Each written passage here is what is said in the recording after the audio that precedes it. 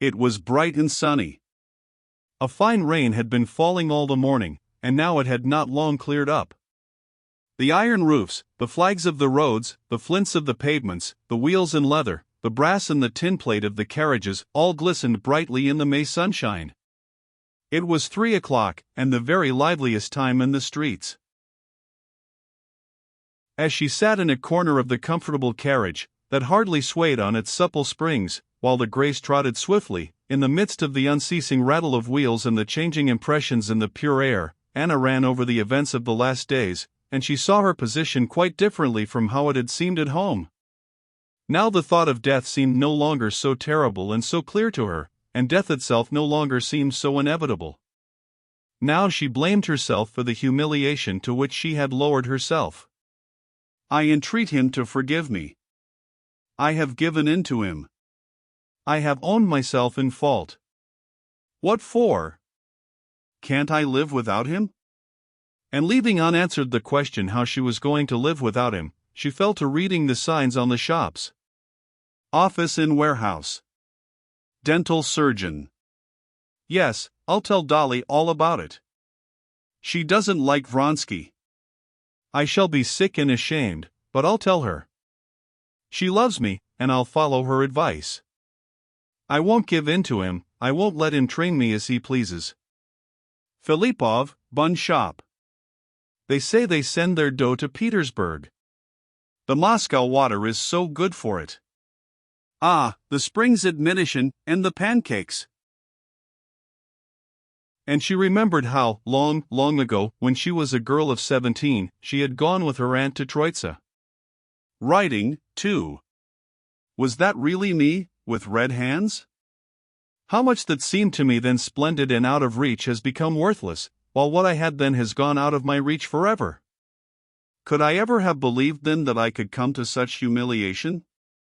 How conceited and self-satisfied he will be when he gets my note. But I will show him. How horrid that paint smells. Why is it they're always painting and building? Modziti robes, she read. A man bowed to her. It was Annushka's husband. Our parasites, she remembered how Vronsky had said that. Our? Why our? What's so awful is that one can't tear up the past by its roots. One can't tear it out, but one can hide one's memory of it. And I'll hide it. And then she thought of her past with Alexey Alexandrovitch, of how she had blotted the memory of it out of her life. Dolly will think I'm leaving my second husband, and so I certainly must be in the wrong. As if I cared to be right. I can't help it, she said, and she wanted to cry. But at once she fell to wondering what those two girls could be smiling about. Love, most likely. They don't know how dreary it is, how low. The boulevard and the children. 3 boys running, playing at horses. Serioza. And I'm losing everything and not getting him back. Yes, I'm losing everything, if he doesn't return. Perhaps he was late for the train and has come back by now. Longing for humiliation again, she said to herself. No, I'll go to Dolly, and say straight out to her, I'm unhappy, I deserve this, I'm to blame, but still I'm unhappy, help me. These horses, this carriage, how loathsome I am to myself in this carriage, all his, but I won't see them again. Thinking over the words in which she would tell Dolly, and mentally working her heart up to great bitterness, Anna went upstairs. Is there anyone with her? She asked in the hall. Katerina Alexandrovna Levin, answered the footman. Kitty. Kitty, whom Vronsky was in love with, thought Anna, the girl he thinks of with love. He's sorry he didn't marry her. But me he thinks of with hatred, and is sorry he had anything to do with me. The sisters were having a consultation about nursing when Anna called. Dolly went down alone to see the visitor who had interrupted their conversation. Well, so you've not gone away yet? I meant to have come to you, she said. I had a letter from Stiva today. We had a telegram too, answered Anna, looking round for Kitty. He writes that he can't make out quite what Alexey Alexandrovich wants, but he won't go away without a decisive answer. I thought you had someone with you. Can I see the letter? Yes, Kitty, said Dolly, embarrassed. She stayed in the nursery. She has been very ill. So I heard. May I see the letter? I'll get it directly.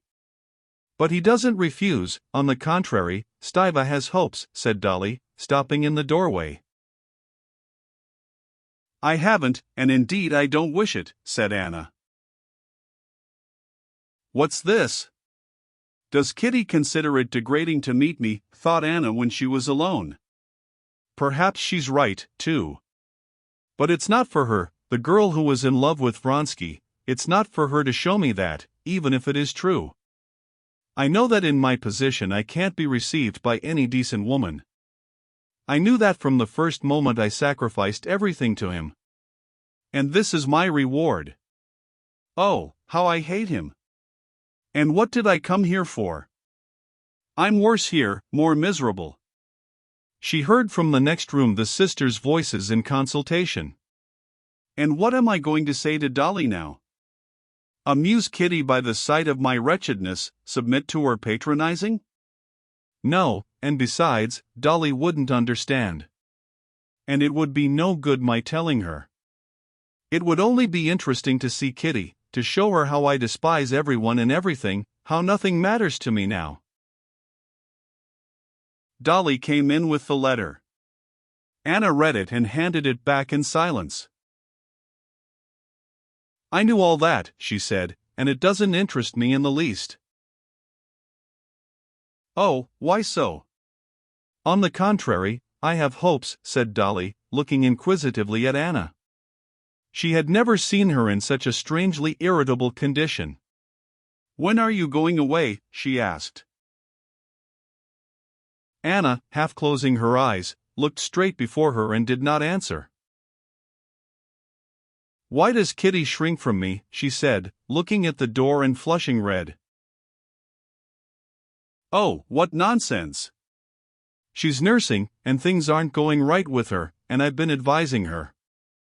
She's delighted. She'll be here in a minute, said Dolly awkwardly, not clever at lying. Yes, here she is. Hearing that Anna had called, Kitty had wanted not to appear, but Dolly persuaded her. Rallying her forces, Kitty went in, walked up to her, blushing, and shook hands. I am so glad to see you, she said with a trembling voice. Kitty had been thrown into confusion by the inward conflict between her antagonism to this bad woman and her desire to be nice to her. But as soon as she saw Anna's lovely and attractive face, all feeling of antagonism disappeared. I should not have been surprised if you had not cared to meet me. I'm used to everything. You have been ill? Yes, you are changed, said Anna. Kitty felt that Anna was looking at her with hostile eyes. She ascribed this hostility to the awkward position in which Anna, who had once patronized her, must feel with her now, and she felt sorry for her.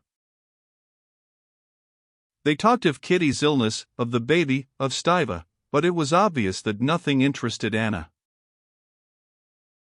I came to say goodbye to you, she said, getting up. Oh, when are you going? But again not answering, Anna turned to Kitty. Yes, I am very glad to have seen you, she said with a smile. I have heard so much of you from everyone, even from your husband. He came to see me, and I liked him exceedingly, she said, unmistakably with malicious intent. Where is he? He has gone back to the country, said Kitty, blushing. Remember me to him, be sure you do. I'll be sure to, Kitty said naively, looking compassionately into her eyes. So goodbye, Dolly. And kissing Dolly and shaking hands with Kitty, Anna went out hurriedly. "She's just the same and just as charming." "She's very lovely," said Kitty, when she was alone with her sister. "But there's something piteous about her." "Awfully piteous." "Yes, there's something unusual about her today," said Dolly. "When I went with her into the hall, I fancied she was almost crying."